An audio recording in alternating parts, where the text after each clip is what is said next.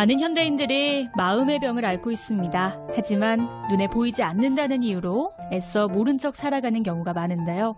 이런 현대인들의 마음을 마음 돋보기 시간을 통해 한번 들여다보겠습니다. 나오미 가족문화연구원의 김숙기 원장님, 안녕하세요. 네, 안녕하세요. 김숙기입니다. 네, 벚꽃이 지금 피었습니까, 선생님? 네, 아주 활짝 피었고요. 날씨가 굉장히 따뜻하고 네. 아주 전형적인 봄날이에요. 아유, 가는 이 봄을, 곳마다 네. 꽃이 시작을 다 피었어요. 거리를 걸어 다닐 맛이 나죠. 네, 봄나들이 가고 싶은 하루입니다. 아유, 좋습니다.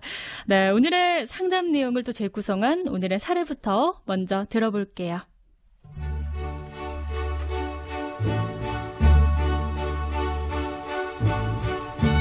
A씨는 요즘 과중한 업무로 야근이 잦고 스트레스도 많습니다. 그러던 어느 날 출근길에 버스를 올라탔는데 갑자기 가슴이 답답하고 숨이 가쁜 느낌이 들었습니다. 뒤이어 심장이 터질 듯이 뛰고 죽을 것 같은 공포감이 엄습했는데요. 그날 L씨는 결국 출근을 하지 못하고 집으로 돌아왔습니다. 혹시 심장에 문제가 있나 해서 병원을 찾았지만 아무 이상이 없었습니다. 그래서 A씨는 자신이 공황장애가 아닐까 의심이 되는데요. A씨는 정말 공황장애를 앓게 된 걸까요?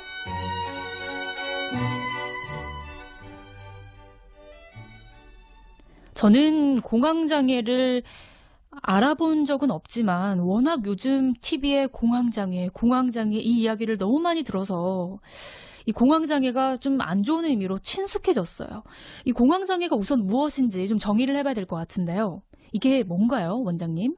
네, 한마디로 만약에 이야기를 한다면 곧 무슨 일이 생길 것 같은 아주 극심한 불안 상태라고 할 수 있는데요. 불안장애군요. 네네.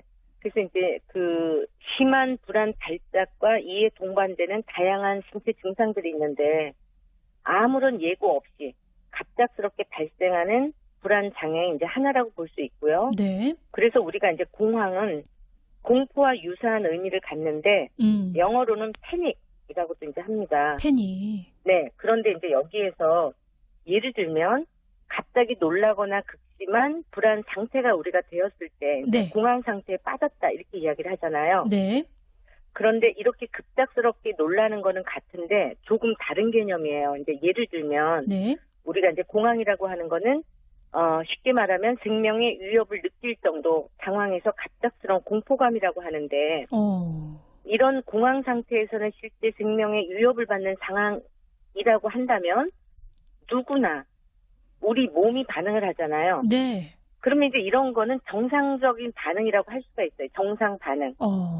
공황 발작에 특별히 위협을 느끼는 상황이었을 때 우리가 당연히 이렇게 발작을 일으키는 거는 정상 반응이다 이렇게 볼 수 있는데 네. 그런데 특별히 위협을 느낄 만한 상황도 아니고 그 일상생활이 그냥 이어짐에도 불구하고 갑자기 신체에 이런 어떤 경보 체계 그러니까 자기를 보호하고자 하는 이러한 상태가 오작동이 일으켜지면서 아주 급작스럽게 위협을 느끼는 상황 이런 반응을 우리가 이제 병적 증상이라고 할 수가 있는 거죠. 네.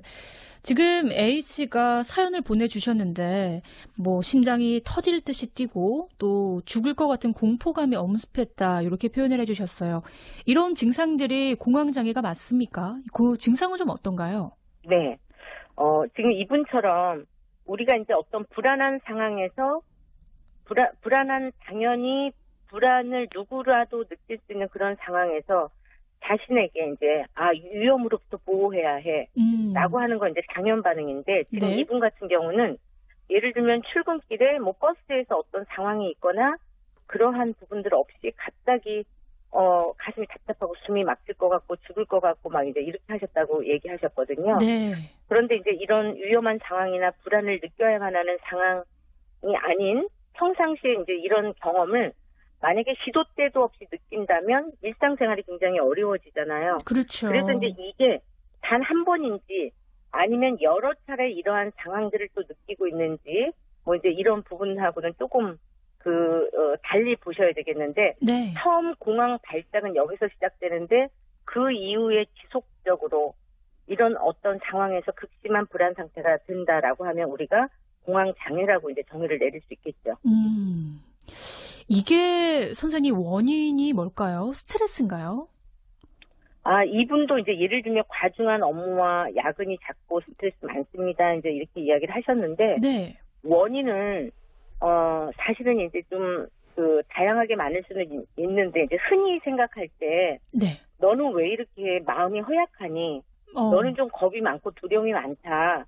그래서 네가 공황장애 걸린 거야. 이렇게 이제 생각하기 쉽거든요. 네네. 근데 이제 지금까지 살펴본 그건 아니라는 거죠.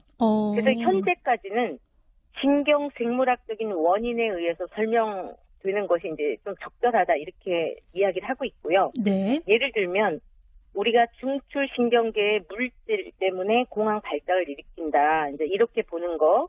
그리고 또 하나는 유전적으로 아니면 심리 사회적인 요인으로도 볼 수 있거든요. 네. 그런데 이제 그 부분에 대한 거는 아직 아주 뭐 정확하게 밝혀진 건 없어요. 유전자나 뭐 염색체 부위에 뭐 밝혀지거나 이런 건 없지만 네. 이제 실험을 해봤거나 아니면 조사를 해봤더니 만약에 일란성 쌍둥이였을 경우에 한쪽이 공황장애를 걸렸다. 그런 경우에 이제 다른 한쪽 일란성 쌍둥이의 다른 한쪽도 걸릴 확률이 한 45%나 되더라.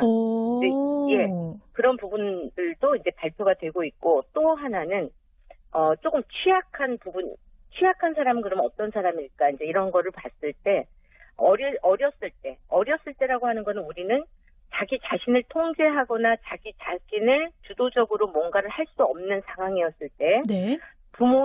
부모를 상실했다든지 아니면 분리불안을 경험을 했다든지 또는 이제 뭐 가까운 사람 중에 뭐 성인이라 할지라도 갑자기 상실감이 느껴질 수 있는 정도로 뭐 죽음과 맞닥뜨렸다든지 네.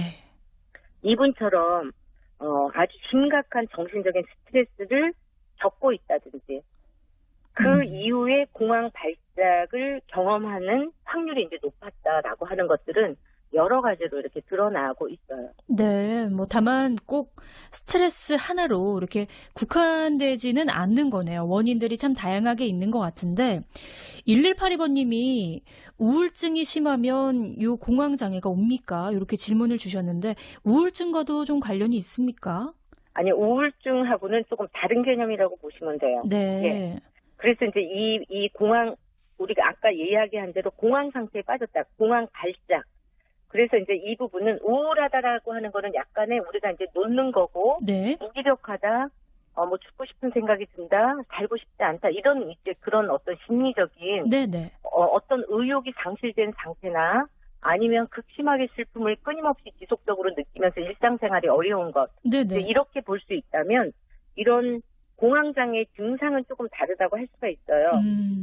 이분처럼 예를 들면 어느 날 갑자기 차를 탔는데 숨이 꽉 막히고 손발이 저려오면서 호흡이 가빠진다든지 그 자리에서 그냥 죽을 것 같은 그런 목을 조르는 것 같은 뭐 질식할 것 같은 뭐 그런 경험을 좀 한다든지 그러니까 곧 죽을 것 같은 공포감에서 이제 벗어날 수 없는 거죠, 실질적으로.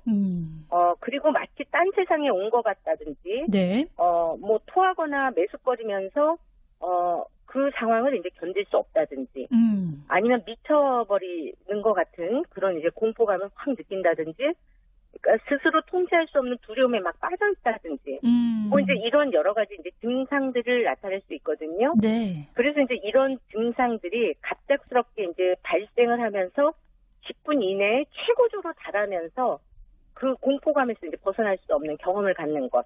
그렇게 이제 조금 다르다고 할 수가 있는 거죠. 그거는 이제 우리가 이제 흔히 얘기하는 공황장애의 증상이라고 할 수가 있어요. 네. 좀 듣기만 해도 참 무서운 이 불안 장애인 것 같아요. 끝으로 이제 공황장애를 좀 어떻게 치료를 할 수 있는지 선생님 간단하게 좀 부탁드릴게요. 우선은 이제 공황 발작이 처음 시작될 때의 지점을 좀 잘 살펴보는 것들이 굉장히 중요하고요. 네. 예를 들면, 그러니까는 그 처음에 어떻게 발작이 됐는가가 이제 중요해요. 그렇죠. 그런데 이 처음에 한 번으로 끝났다라고 하면 이건 이제 우리가 정상 반응이라고 할 수 있거든요. 네. 그러면 그 지점을 살펴보라는 게 최근에 내가 굉장한 스트레스를 받고 있구나. 극심한 어떤 사건이 있었구나.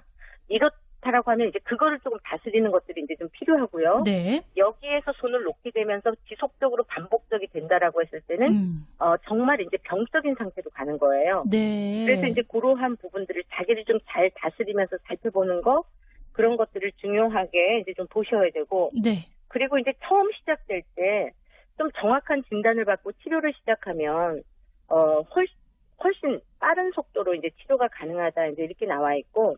그래서 이제 약물 치료라든지 그리고 약물 치료와 함께 또 인지 행동 치료라고 하는 것들이 있는데. 네. 실질적으로 인지적으로 그러니까는 내가 이 불안에 대해서 학습에 의해서 이제 조건화 반응에 의해서 뭔가 자기 자신을 좀 납득시키면서 이제 행동으로 그 부분을 좀 이겨내는 그러한 이제 훈련과 그 부분에 대한 인식을 통해서 이제 훈련이 같이 이루어지는 거죠. 그렇죠. 예, 그러한 부분으로 좀 접근하시면 사실은 이제 공황장애에 대한 치료에 대한 예후는 이제 좋다고 할 수가 있어요. 현대인들이 많이 앓고 있는 이 공황장애 원인이 참 다양하게 있으니까 우선 이 원인을 잘 살펴보고 약물 치료를 병행한다든지 좀 치료를 위해서 적극적으로 노력을 해야 될 것 같습니다. 자, 오늘은 공황장애에 대해서 알아봤습니다. 선생님 여기까지 듣겠습니다. 고맙습니다. 네, 고맙습니다. 네, 지금까지 나오미 가족문화연구원의 김숙기 원장님과 함께했습니다.